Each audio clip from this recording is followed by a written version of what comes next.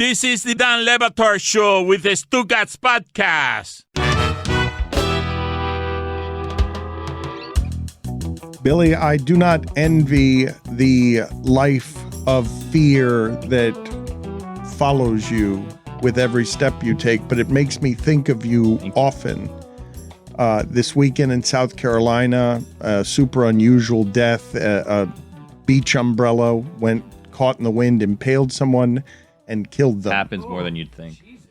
And in Maine, this didn't end in a death, but a giant metal object, and I'm surprised this doesn't happen more often, just fell off an airplane and landed a few feet from somebody at a high rate of speed and would have ended that person's life. And I'm wondering, as these things happen... Neither have happened to me. But do you fear with every step that they're going to? Do you ever find yourself looking above you to see if something is going to fall? These are terribly random deaths. When you talk about what happened in South Carolina, I mean, can you imagine?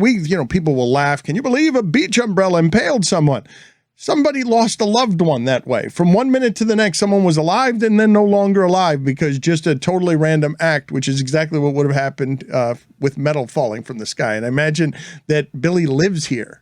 No, I mean, I haven't. Thank you for now putting that on my radar. I hadn't considered things falling out of the sky and landing on me, but I did have a while that I was really worried about sinkholes because they were just happening at like a crazy rate like 5 or 6 years ago, where like every week there was a sinkhole somewhere in Florida. And I'm like, hey, that's where I live. And then I'd like kind of have restless nights where I'm like, well, what happens if my floor just disappears and I fall Billy, in there? this isn't a sinkhole, but like a week ago, see if you can find this news story. I saw this. A guy was just taking pictures of like the sunrise or the sunset, and the sand caved in, and somebody came by 2 hours later, and they just saw sneakers in the ground, like feet hanging out of, because he just fell into into sand and was trapped immediately, and was just taking pictures of the sun, like the Wicked Witch of the East. You mean just like a couple of feet? Yes. Can you imagine walking past? Well, can you imagine the horror of all of that, but also walking past that and just seeing 2 feet stuck in the ground, and it's all that's extended from, but that's not a sinkhole. That's something else entirely. There was quicksand. Yeah, that's horrible. There wasn't quicksand either. It was just a dune sort of collapsed. There was a video recently that it was like a news story that it was like a sinkhole under a pool, and then like it looked almost like a toilet was flushing and the water, and I saw that. Yeah, someone died. Like it sucked someone in, and a person died that way. Yeah, like it was a woman, I think, right? Because there was a guy that was trying to help her out, and it was like she's gone. I also saw there was a video captured of a meteor flying over Colorado, and it just makes me think: are we prepared for meteors? No. Because they always come terrifyingly close to hitting us, but somehow never do. No. There's going to be one that Talk about asteroids. Meteors happen all the time. All the time. Yeah. We're prepared. We have a kind of just like, let it happen attitude. Meteors happen all the time. Asteroids. That's the one. You're talking about like extinction level event, right? That's on. But I mean, we have a plan for that. Yeah, we get extinct. Yeah, No. NASA's invested billions on the asteroid defense system. And what is that like? Well, like reflections. Also, we can just send a ragtag group of drillers up there and have them detonate a nuclear device to split it in two, and then both sides of the asteroid just miss Earth entirely. Only if it takes 2.5 hours to tell that story, though. You cannot tell that story in less than 2.5 hours. You also cannot tell that story without a real-life love story attached to it. Oh, Jesus Christ. If you want to keep my wife invested. No, I believe what's going to happen is the don't look up scenario. All the rich people are going to end up flying off of this earth and leaving us to die. That's what's going to happen. Be Lord of the Flies. You think things are bad now. Wait till we find out that we got a ticking clock. Or like Westworld. Yeah. We're just going to start murdering each other. Yeah. It's going to be like the Purge. Okay. Very rosy start to the morning. This is your fault, Dan. Why is it my fault? Billy, you did bring us here. Now we're all as like paranoid as Billy. I was doing random. I didn't end everybody. I just had impaling by umbrella and falling into a sand dune and things falling out of the sky. To go? Very dark place to start. Well, I'll go even darker then. When you mention Armageddon, not just the end of times, but the movie. What? There's a movie? Oh, so it's funny when you do it. Have you read? Have you read? That's usually one of the secrets. Yeah, it is. It's funny when he does it. Yeah, it's usually my prism. I mean, There's something, I know I brought this up a couple of times as it relates to Bruce Willis, but movie marketing companies seem to know that his bald dome on the cover of something will make me look twice in a way that I would not at something else. And so if you read some of the details or some of the reporting, because it's a heartbreaking story, what's happened with Bruce Willis, but it seems evident that they were trotting him out with like an earpiece and an inability to actually act. He'd forget his lines, and they just sort of needed him in movies. And if you look at the last few years of his career, when you go from Armageddon, blockbusters, and that face on a movie poster meant something, and the last, I don't know, 5 years of his movie choices, you will see an actor who's being trotted out as a vessel. Yeah, I've heard a couple of different perspectives on this, and they've made like his handlers to be the villain when there's other reporting done on it that Bruce knew that he had a very limited time with his career, and he wanted to make sure he continued setting up his family for generational wealth and just take on as many projects, understanding that his career was sunsetting. Cinephobe episode 82, by the way, Armageddon, in case you're wondering. Can't believe that qualifies. Absolutely. I can. Yes, I can. Yes. Phobe. Yes. That's terrible movie. You're my brother. That's right. You're my brother. That's right, too. Armageddon is a terrible movie. You guys it's way better than Deep Impact.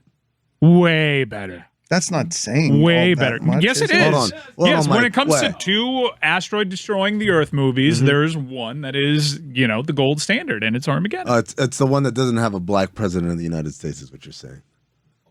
Wow, two Americas. Is that what you're saying? Doesn't like The Wire. Was Morgan Freeman? Wait, was not Morgan- believable as Pattern. president? Wait, Wow. Took a was turn I Morgan was not Freeman the expecting. president in Some of All Fears? No, he's the president of Deep Impact. But he had a political job in Some of All Fears, because I hate that movie too. Was he the James Earl Jones Oh my character God. in the Harrison Ford Guys, version of the movies? I might be racist, You don't know if you are. It sounds like it. but I have black friends. How? Yes, you do. I like movies They're all with here. black presidents. And on this room. I'll find the president from 24. I liked him. Oh no. yes. Yeah, Pedro. Allstate. But that was a dog whistle to right-wing conspiracy theorists. Oh no. What have I become? Oh. What have I always been? A lot of people are pointing out the differences between how Will Smith has been run out of Hollywood and Ezra Miller seems to be for a long time now, and he's finally publicly said They have to correct you because in all the statements. Thank you. Yes, a time of intense crisis.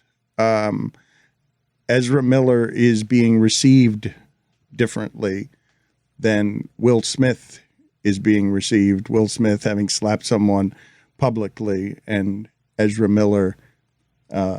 You see what's been happening there, where it's messy, and you're talking about criminal behavior, and it seems obvious that there's a mental health breakdown. It's either when Charlie Sheen was going through some of these things publicly through celebrity, Charlie Sheen was viewed as drug dependent.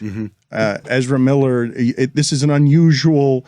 Robert Downey Jr. had some of this. This is Not some of this. Not some of this. But Robert Downey Jr. had behavior that was in public that was reckless, dangerous, criminal, and seemed lost. And in this case, it seems like we're dealing with mental illness. And now there's the confirmation, a time of intense crisis.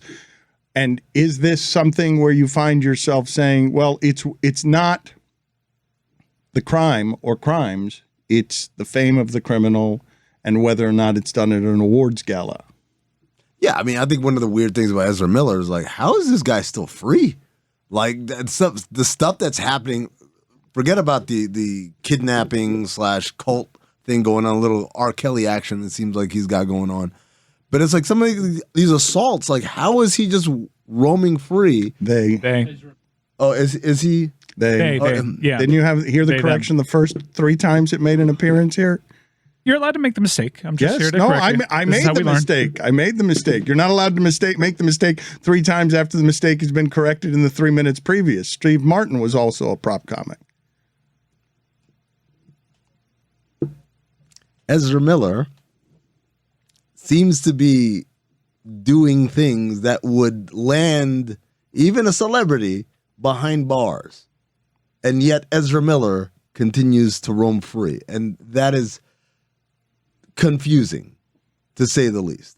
Like, career or not, that's kind of first world problems. Oh, how does Ezra Miller still have,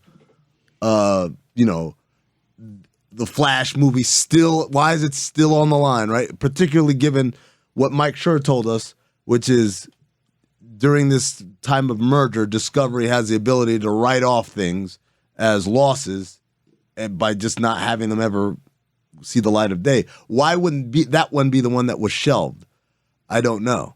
As far as Will Smith goes, my thought is it probably goes a lot deeper than a slap. There's probably some stuff behind the scenes that we don't know about. And the slap is just the public thing that makes it easy to, deliver that sentence. But also, it's Will Smith. He's way more rich and powerful and has the ability to put out content without relying on the Hollywood system. But is it the crime or the criminal is what I'm asking you in terms of how these things end up being received. Now, one of them happened in front of us, right. Obviously. One of them we can all acknowledge is kind of silly, even as Judd Apatow wails that he could have been killed, that Chris Rock could have been killed, which admittedly would have made this a different conversation. And I still think that the Academy, their outrage would be larger than any jail system or justice systems as it related to him ruining that gala.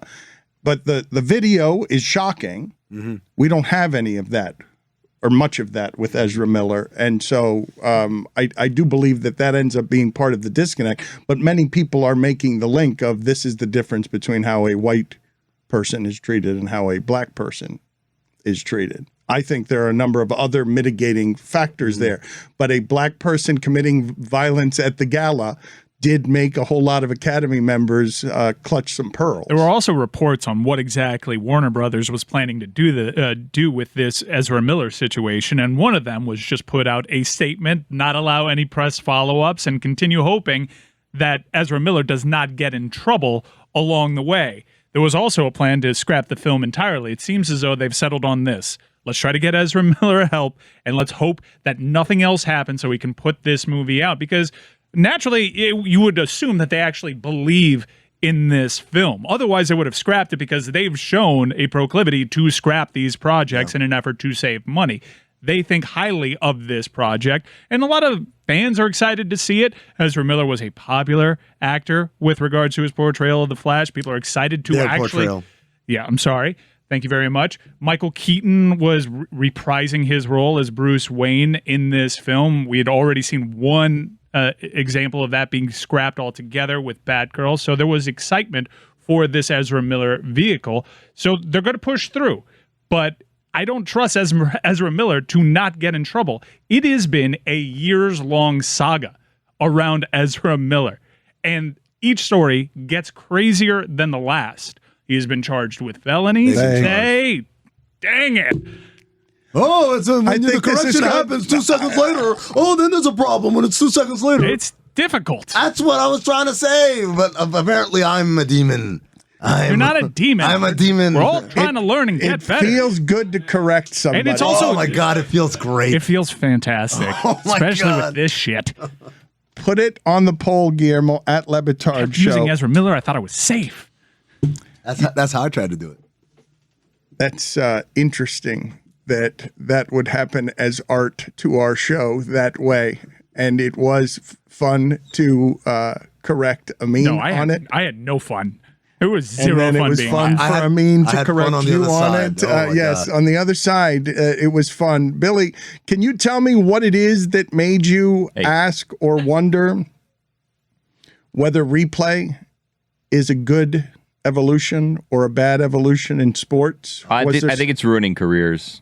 Replay. Whose careers? Well, officials, play-by-play people. For sure. I don't know if you've caught on to this, Dan. I was having a lengthy conversation yesterday with someone where I was talking just kind of like about sports radio and how things have changed and podcasts and all that stuff. And I'm like, before, now people that are watching and, consuming They know more than ever before. Like, you can't kind of fake your way through a lot of this stuff anymore, because back in the day, you could just like say whatever. You mentioned like one prospect on one team. You're like, oh my God, this person's an expert.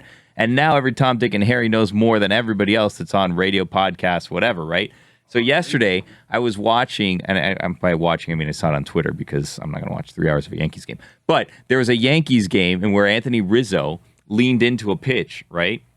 And I believe that they said it was Paul O'Neill who was making the call, but I don't know. And Paul O'Neill's going out, and the umpire immediately said, no, you're not getting first base. You, like, leaned into it. And Paul O'Neill's like, what is he supposed to do? That pitch was behind him. There's absolutely no place that you can go. Blah, blah. And he's going on this big rant, and all the Yankees broadcasters are like, oh, what is he? This is ridiculous. Oh, it's a judgment call. There's no way. Blah, blah. That pitch was behind him. Where is he supposed to go? Blah, blah, blah, blah. Right? And as they're doing this, they show a replay from above where he clearly leans all the way into it with his leg. And then they show it from the front angle where you see this is nowhere near behind him. He leans into the plate to get hit by this pitch, right?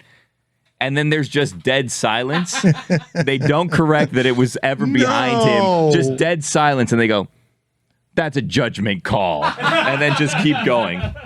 Paul O'Neill strikes me as someone who would be stubborn about admitting that he's wrong there. He's also watching the game on TV, right? He's not in the stadium. Well, Paul O'Neill, that's right, because he's not vaccinated, is somewhere in Ohio, isn't he? I believe they recently did either a jersey retirement ceremony or some sort of ceremony with Paul O'Neill in which he was in the stadium, but still wasn't allowed to call the game from the booth. But are there rules anymore? Booth. Yeah. So yes, until I believe the end of 2022. The Yes Network. Yes, That was a little bit of a who's on first situation. Yes. The Yes Network have a policy, I believe, until the end of the year that you have to be vaccinated in order to be in their booths. So I still believe, like, I don't know where they put him, but somewhere in a dungeon in Yankee Stadium was Paul O'Neill calling the game. I was listening back, cutting up Suey's. I was listening back to the start of that Paul O'Neill, and then Mike calling you out of just like, you were so like unvaxxed Paul O'Neill with us here on Le Batard Show. Like you didn't say that, but it was just like you were so aggressive with him out of the gate. Shit, sir. Very bad start. Guys, I have good news. I have compiled a list to prove that I am not racist. Oh no, Coming this up. is defensive. This Coming is up. ridiculous. Mike Ryan's top 5 presidents who are black to prove that Mike is not racist. All right, this is going to be an OLI. interesting list. Barack Obama. As always, reality pales in comparison to fiction. Number 5, Tiny Zeus Lisser in the Fifth Element. Fifth Element, yep. R.I.P. Tiny. Number 4, Jamie Foxx, White House Down. Oh God, that movie is so bad. Gerard Butler, right? Has to save the black president. So bad. White savior. No, it wasn't. Thanks a No, lot. it was Channing Tatum. Exactly. Was it Channing Tatum was this one. Oh, okay. Olympus Has Fallen was the other situation. That's just like Deep Impact and Armageddon. You got the two movies. That and there's came out always the like same a time. Morgan Freeman tie-in. Yeah. It's crazy. I think the Jamie Foxx Gerard Butler movie is the secret prison that Gerard Butler is able to No, escape. see, I think it was Channing Tatum. It was Channing Tatum. No, Jamie I'm talking Foxx. about two different movies. We're talking about two different We should put them movies. together. Yes. Yeah, White House Has Fallen. Yeah, Gerard Butler Olympus was a Down. prisoner in that Jimmy Fox movie. Yeah. Number 3, Christopher Jackson as George Washington in Hamilton. He was terrible. Fantastic. Terrible? What's terrible? Hamilton. What? We've done this before. That's a rerun, but yes. Tony's my guy. You can't Thumbs say down. Hamilton is Thumbs down. Trash. terrible. Thumbs down. It was Garbage. fantastic. Suey. Fantastic. How dare you say that about Here's our an first idea. president? How about are we we have some doing? dialogue? Okay. How about we have just Okay. spoken dialogue? Did you have? All right. Let's do it this way. Did you have a problem with George Washington in it? I don't remember. He was great. He was great. I fell asleep. You're talking right now. It's on. easier to talk. Why don't you try sing-songing Yeah. to me the whole show? Why don't you try Difficult. rapping it? Again, this is all in replays. We've done this before, Chris, where someone had to sing every single line that they spoke on the show. You're terrible Remember, at it was this. what? Yeah, at I'm singing. sorry. Let me do it. At singing. I'm sorry. Let me do the Hamilton way. Rapping and clapping and slapping, dapping and tapping and rapping, napping and tapping and napping, flapping and capping and whapping and chapping and cacking, mapping and mapping and tapping, dapping and mapping and mapping. That was good. Have you That's watched pretty good. Hamilton? I'd Yes. buy that. Oxygen at the end there. Yeah. 99 cents on iTunes for me. Number 2. Hold on a minute. You're not allowed to, you can say Hamilton's overrated. You can say that you didn't like Hamilton. You're not allowed not in free speech America, to say that Hamilton was terrible trash. Why? Because I'm black? Number 2. God damn. Number 2, Warren Beatty in Bullworth.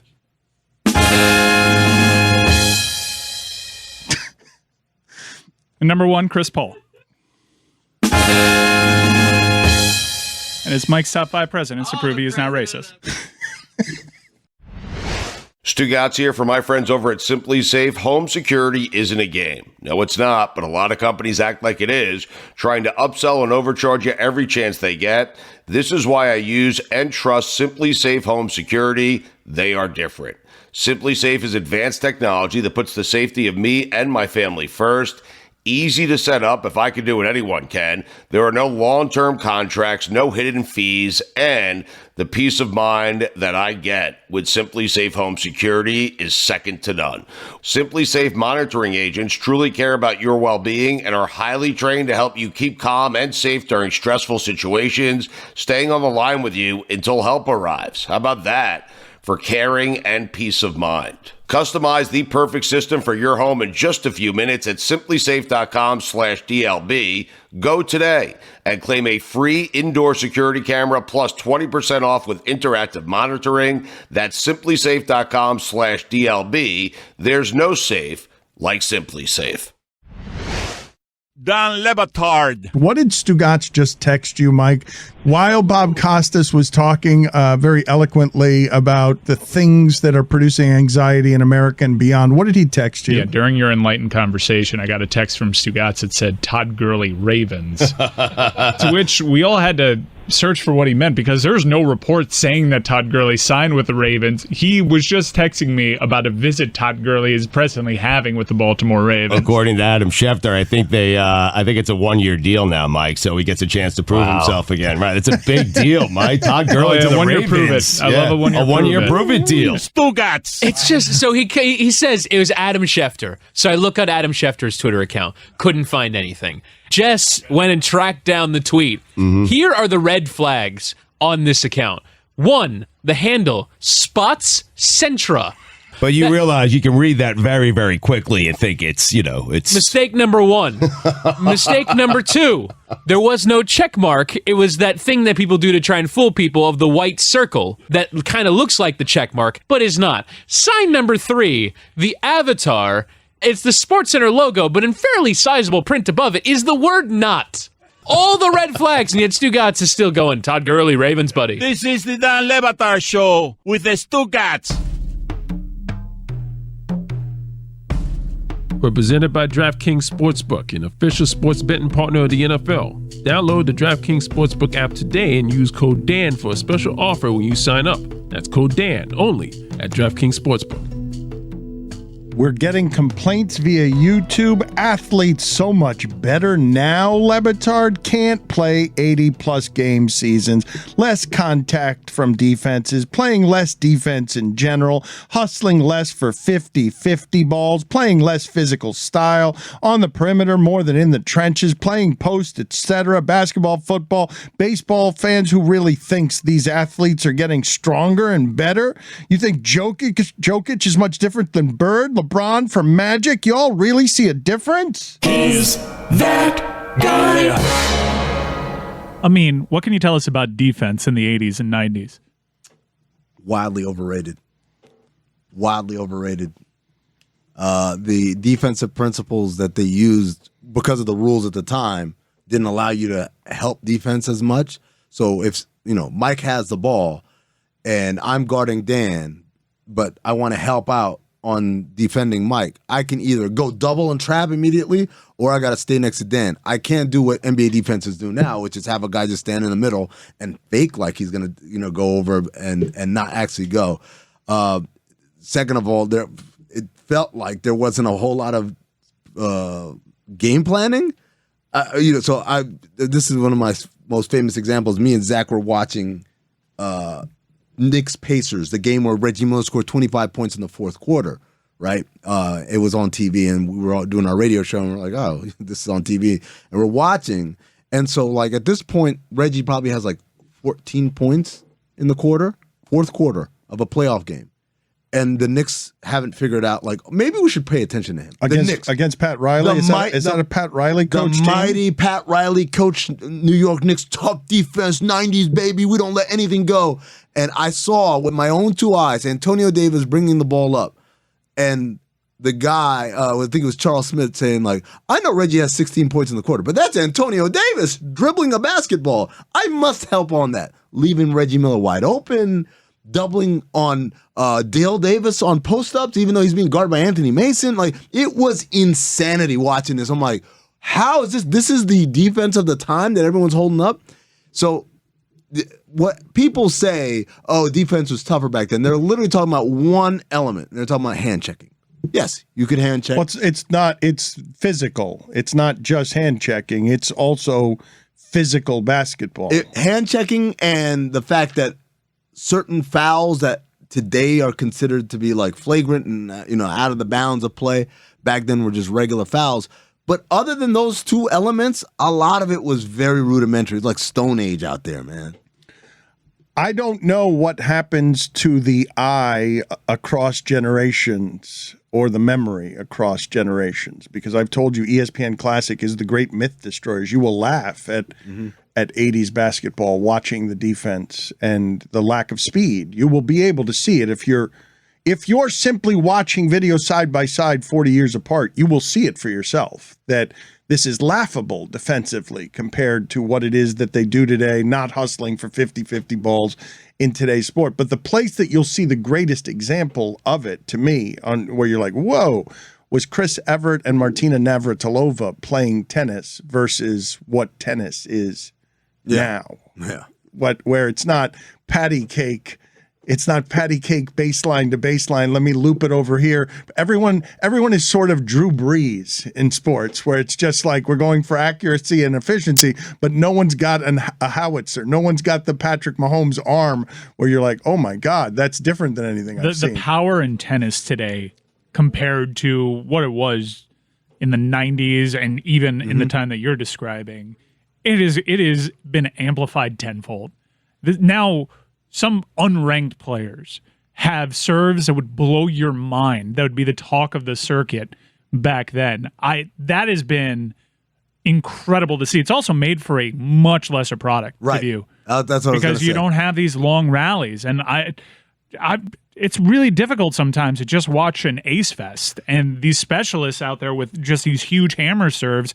It's boring to watch. I prefer the rally. Yeah, it's like it's like when Tim Kirkland talks about baseball, right? Like how it's just all the stuff that is not smart strategically was kind of like the beauty of the game that people like to watch. And so it's fun. I want to go back to the guy who tweeted that. Like, is he saying that athletes today aren't physically superior to what they were? Yes. I don't think anyone's that's not an argument anyone makes. Like, you could say they're not as good, they don't try as hard, they're not as smart. Like, I've heard all those criticisms, but I've never heard someone say, no, there is no physical superiority right now, even though we have all these training regimens and stuff. If we were to classify athletes, we'd say probably Olympic level athletes is the best barometer. Go ahead and look at the times for the person that finished last compared to Olympics of bygone eras. Ben Johnson in '88, right? Like his steroid, which, by the way, you ever gone back and watch it? Forget it. It's just hilarious. Of course. Yeah, Dan, have you ever gone back and watched track and field events from the 80s? Actually, I was covering back then Olympics, so the Ben Johnson, Carl Lewis stuff, even though it is somewhere embedded in my memory, and what I'm thinking of when I think of Ben Johnson is somebody who had bigger thighs than everyone else who was running against him. He ran, and I remember watching him, I'm like, this dude has got to be on something, because look, the gap, the way he just exploded, no one runs like that, right? Go back and look at that time now.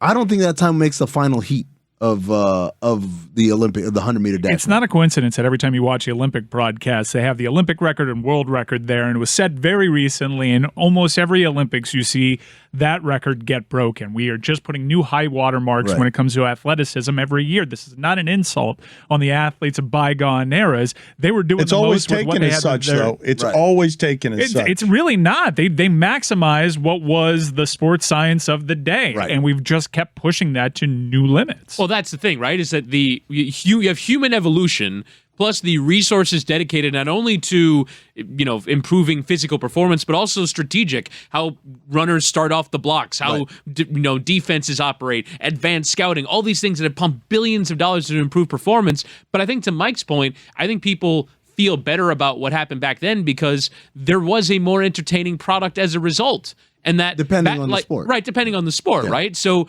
baseball, for instance, used to be a more entertaining product because people didn't think of the shift as a reasonable idea. Now that it exists, it has increased the number of outs. Therefore, it makes for a less entertaining product. You have pitchers throwing 102 miles an hour all over the league, and that's harder to hit. Human evolution is not always meaning the quality of the product is increasing. What is the modern day thing that we can look at and go back to where it is that Amin was and have these many things fall apart?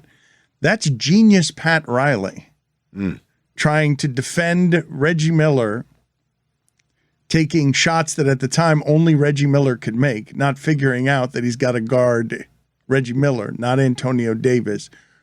And he's also playing in the post through Patrick Ewing. So playing the game all wrong efficiency-wise. Given where you've seen it's gone, I'm saying, what are we going to be able to look at today? Pat Riley is regarded as a genius, and in the middle of that, they're getting all of it wrong.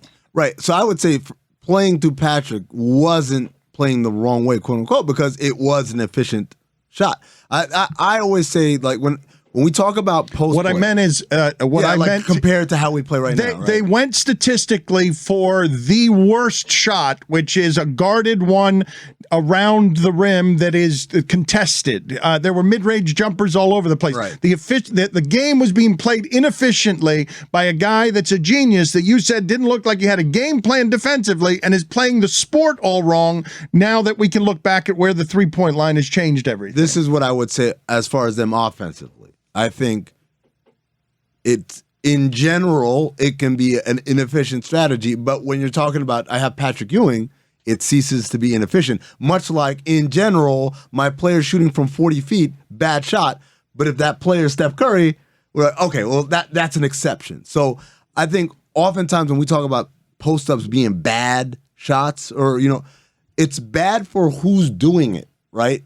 If I had someone else doing it, I wouldn't have a problem. Mid-range shots are bad, but when Steph Curry takes mid-range shots, or Devin Booker or Klay Thompson, we're like, well, that's a good shot. Why? Because they created, that was, first of all, the best shot is the shot that was created that actually had a chance to get there, right?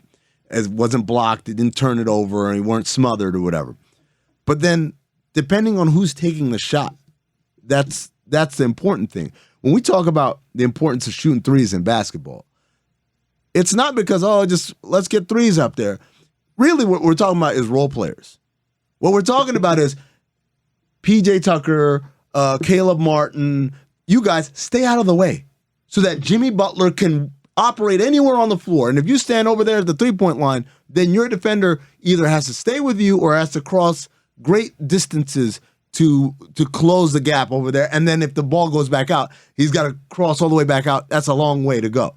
As opposed to PJ Tucker and Caleb Martin are standing 18 feet from the basket. Well, now it's easy. Now I'm guarding both of you guys, and I don't even have to move. So the importance of spreading the floor is less about like all of these shots here are bad. It's like, no, it's bad for you because you're getting in the way of my star doing his thing. My point is that the spreading of the floor is what, an 8-year phenomenon? Is it 10 years? Is it 9 years? Can we 2004? Can we briefly fix basketball? Because the players have outgrown that court. And Major League Baseball is making the corrections to the shift. It's something that no one really had considered a couple of years prior. Now they realize, this makes for the game being less interesting. Right. So let's make this correction. The NFL has made rule changes to make offenses more interesting because they know what fans like. I think the court is too small. The players have outgrown the court. I also think it's a safety hazard. Let me ask you a question. Safety hazard. Yeah, no. Ask Paul George if it's a safety hazard. Well, that was a non-NBA arena where that happens. No, I understand, but it does seem like if you're ever courtside, it's very dangerous. This is what I would ask you, Mike. Let's say we made the court bigger. We pushed the three-point line out to 24 feet.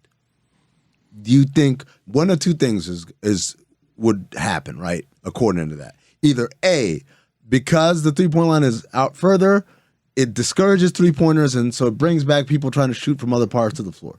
Or B, guys are just going to get better at shooting from 24 feet. I'd like to see it. I don't know what it's going to result in. I think it's B. I think all that's going to happen is guys are going to get used to shooting from further out, and we're just going to have the same type of basketball from. But that's cool. Is it same type of basketball from further away? I do think people pop when Steph pulls up from damn near half court. I do think that people like when Damian Lillard attempts those shots, and if it misses, then you alter your roster to get better rebounders. I would like to take the data. I don't think people agree with you. Like the people who say, "Oh, basketball is boring now. It's too many threes or whatever." Like I don't think making the threes further out makes it more fun. I don't like a missed three from the normal range. Make it a miss from half court. You won't notice. That's the funny thing because when they move the 3-point line in, so never mind. There's a stat of the day that's going to happen at some point, and it's a conversation about. Good that you didn't do it. Yeah. You almost did it. I'm glad you didn't blow our cover. It's a good thing that you didn't do it. Okay. Let's go. Let's veer away from where Amin is. Go sit on the therapy couch. Get out of here. Just get out of here. Whoa! Like unbelievable. You're here to help us out, and that is what you end up doing with the space. What was that? What's the matter with him? What is the matter with him? He covered his bases. He made sure that he didn't reveal something that he shouldn't have. Kick, save, and abuse. He's a continuity man. Amin is very frustrating. How so? Don't get me started on this. Maybe Dan should go on the therapy couch. Yeah, actually, yeah. Maybe you should both go on the therapy couch. Together. Yeah. Right. Just lay on top of him. Now there's no hosts. Yeah, now. We've done this before, guys. Great results. We can keep it in here. Like riding a bike. Yeah, just like riding a bike. All right. The slow report. Following up on it is buzzing right now. It's the fastest growing Twitter account on Twitter right now. On the world. Yep, in the How world. many followers? How many followers? When I checked a few minutes ago, we were at 68. Let me see where we're at now. Mike Sure comes in, he does the stat of the day, and everyone gets so excited and happy about it. And I'm like, I'm excited and happy, but I get so confused sometimes. I don't know where I am or when I am. And that kind of, irregularity in my schedule, combined with flying cross-country red-eye flights off and staying in hotel rooms. I got to remember what hotel room number it is. Have you ever done that, Doc? Doc, have you ever done that? You gone to a hotel and you don't know? Wait, is this my room from this time or is it my room from last time? What am I doing? Oh, guys, I completely underestimated this. 161 followers right now. Oh, wow. That's exciting. Wow. You're gonna have to drop a new report soon. I'm gonna need the next one needs to be a banger. Like I just can't report anything. Right. I'm trying to figure out what over the last month. Give me something, yeah. What's the biggest news story 3 weeks ago? I have you set to mobile alerts. I don't want the spoiler. I don't. So we were kind of discussing earlier. So we were talking about maybe like Tom Brady is going to miss a week of practice, where it's like predictive in nature as opposed to just merely repeating the news. Yeah. You say Tom Brady will be missing a week of practice, or like things that maybe aren't reported. Like, well, this hasn't happened yet. But, things that were like things that break, but we're not sure like where they came from. Kind of where it's like exactly. And then I report them 2 weeks later, but it's like, is that where it started? Huh. How about me? How about you? Sometimes, the show just weighs so heavy on me all the time. I don't think it comes across to people how much it's like draped over me. I carry this with me everywhere, Doc, and no one appreciates it. No one at all. I feel like they're all sleeping on me, to be honest with you. Everyone on the show is just sleeping on me constantly. They never ever realize, this guy Amin brings something to the table. He brings a spark.